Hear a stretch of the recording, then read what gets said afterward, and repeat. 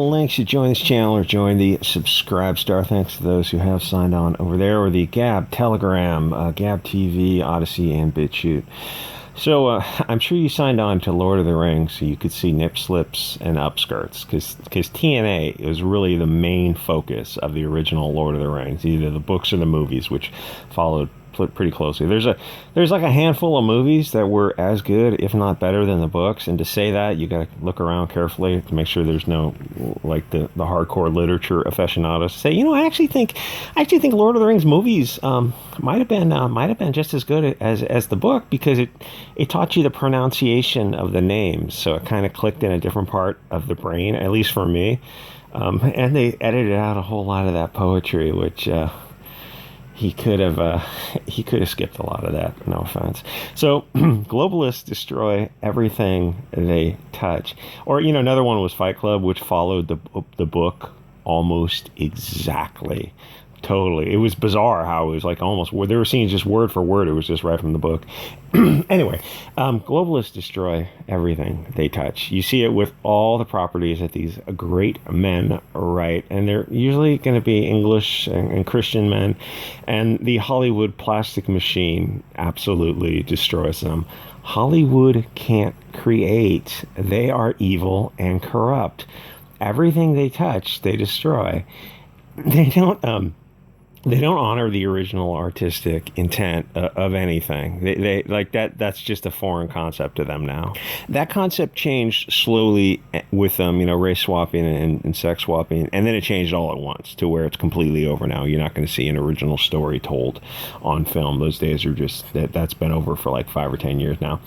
So they corrupt it and they transform it to spread some Marxist propaganda, whatever the current fad of the day is. If the BLT thing is popular now, so like you're going to see that in films and comics and stories. And is it going to age well? Probably not. At some point, you got to realize that these people are actually evil, like fundamentally, biblically evil people. Are just a lot of them. There's a lot of mental illness among this group of people. They're the same Bolsheviks who would put you in a re-education camp if you dared to disagree with their Bolshevik nonsense.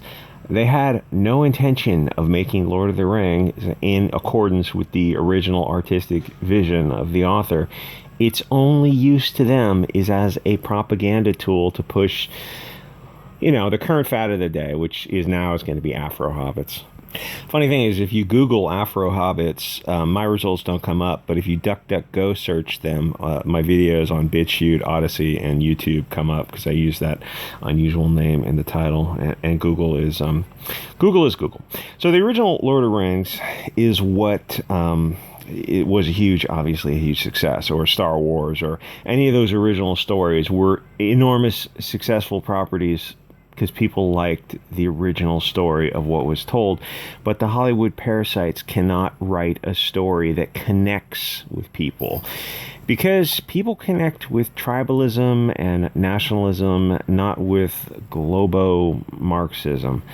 Nobody wants to be lectured to by cat ladies and soy boys, which is what essentially these Marxists are, 300-pound panty-sniffing perverts who are trying to push this socialist new world order, and it's like they have no idea what they're talking about. The proof is that these vermin don't create anything new. They can't.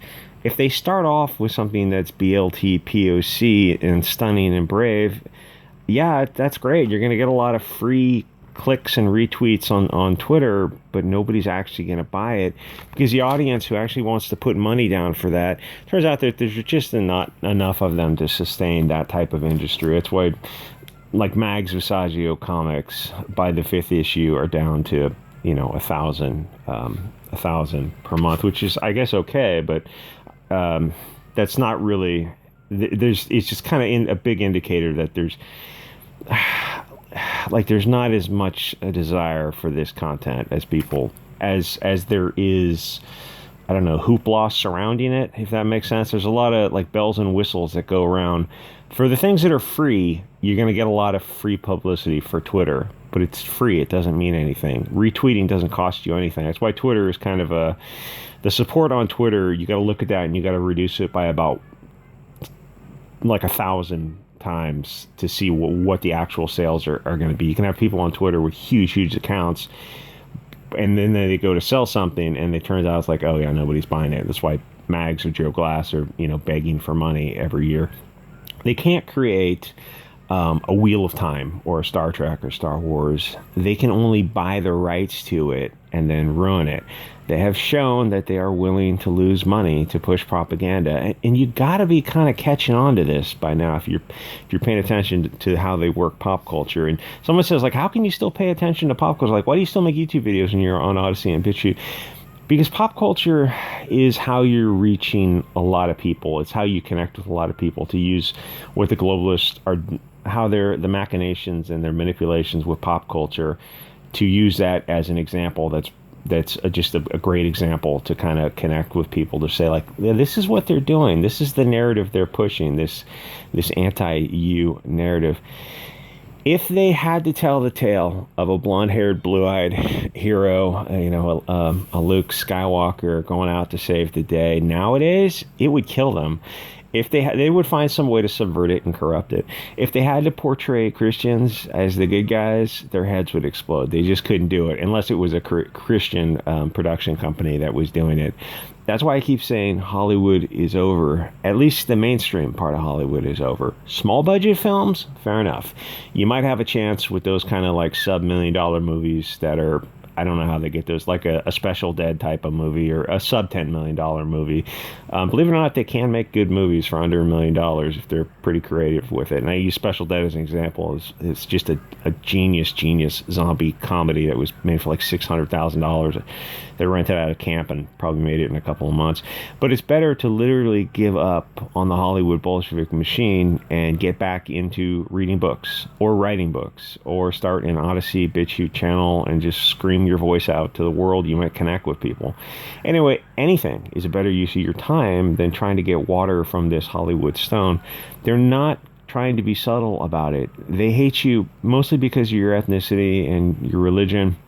Even the most asleep sports ball sheep is starting to catch on that there is a problem with these Hollywood and media folks.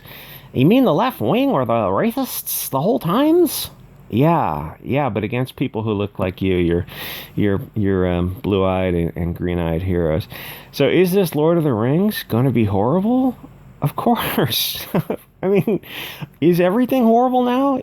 Yeah, coming from Hollywood, yeah, everything. Why do you think Comicsgate is taking off? If someone could find a way to finance some low-budget movies, you'd see that take off.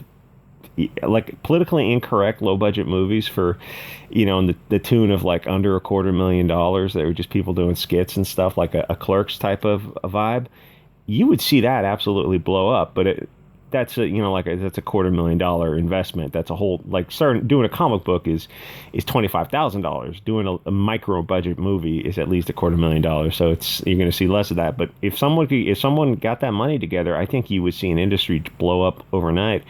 Because now you can crowdfund it. Now you can finance it on various independent methods, and you can distribute it yourself. Like, there's ways to make that work, I think. And when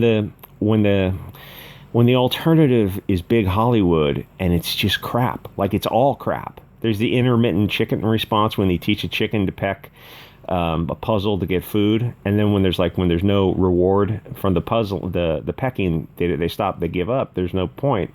That's what Hollywood is now. There's like, it's not, oh well, there'll be like one good movie out of 10. No, they're all bad, so you can just safely give up on it. You can move on to something else, which, if you want to start making your own movies, you can probably figure out a way to do that.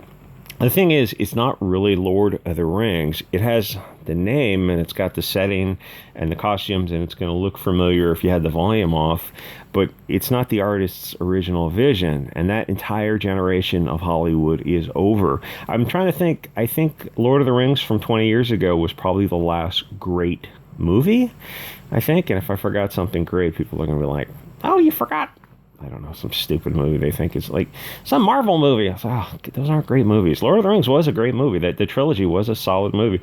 Harry Potter was very good, but the original starting material wasn't on the level of Lord of the Rings, but it was a good movie too. So I think like that was 20 years ago. Like that was the last great film out of Hollywood. And even if they had to make, if they had to make Harry Potter or Lord of the Rings nowadays, it would just be, it would be insane. You're not going to see a faithful film version of, I was going to say a European male's story ever again, but like for Harry Potter, if they had to remake that, you wouldn't see a faithful reproduction of J.K. Rowling's story. And in fact, if the thing came out now and her Istophobic, problematic, anti-Bolshevik brainwashing comments came out, what did she say? My gosh, what did she say? I think she said men are men and women are women, something like that, something akin to that, like reality. Well, they wouldn't even make the Harry Potter movies nowadays. Like those are billion-dollar properties. Like they would probably just skip right over it just because there's like 1,000 angry, mentally ill kids on Twitter who are outraged over J.K. Rowling saying something most reasonable people would be on board with. Most of us are fine with the BLT crowd. Like, we really legitimately are, as I've said this many times. Like, live your life, kind of libertarian. But, there's a lot of mentally ill people on Twitter who are a poor representative of the community. And if you're part of that community, it might behoove you to kind of speak up on them. But you're scared of your own community. I get that. Like, if you're on the left and you're in the BLT community and you're a moderate, or even, believe it or not, there are conservatives who are BLT, you're probably scared of the far left because you know that they're whacked out of their freaking minds. So even if they made, Harry Potter today, all the good characters would be African and the bad ones would be out of German central casting. That trope is just so tired, hackneyed, and overused. The blonde hair, blue eyed stuff, or the red hair, green eyed is. Gee, I open a comic book and I see that every single time. It's the bad. Oh, there's a high school scene and there's a red haired or a blonde haired bully who's picking on a POC kid, and then the big sports guy the big POC sports guy has to save the day. It's like once you take the red pill and you start going down that rabbit hole, you can go back and rewatch movies like go rewatch Nerds 1 and 2 and go look who the antagonists are, what their physical morphology is, and who comes to save the day. It's the blonde-haired guys are the bad guys. The dark-haired nerds are the good guys. And twice in both Nerds 1 and 2, the black fraternity has to save the day and put the blonde-haired guys in their place. It's like, in the 80s, you watch this movie, it didn't click with you. Now you go back and watch it like, oh, I get it now. It's pretty obvious. Anyway, that's how Hollywood is rolling with that. Let's find someone who fits the Aryan stereotype. Let me guess. They're going to be the bad guy. My God, how did you know? Because it's every single time. They have gone full mask off. By now, you got to see what's going on with this cultural Bolshevism. They're not hiding it. They're not subtle about it. They're as subtle as a nitromethane burning tractor. Did Tolkien want tits and ass in his nationalist European war story, loosely based off of World War I and European mythology? Did he want AfroHobbits and female leads giggling and juggling and bouncing their boobs and vagina around? No, that was not the spirit of the original story. Everyone in Hollywood is a corrupt lizard person whose only goal is to seek out anything nationalist, European, and Christian and corrupt it with filth and degeneracy. They are flies, ticks, and maggots. Everywhere they go, they spread the disease of globalism. And, it's like these videos are just getting heavier and heavier on YouTube. And YouTube's not really meant for that, but I just kind of want to use my remaining time on YouTube while I can to kind of spread this message. Anyway, that's what Odyssey and BitChute are for. When as people slowly get deleted off of YouTube for wrongthink, you can go over to Odyssey and BitChute, or join me over on Subscribestar, and I will see you guys all next episode.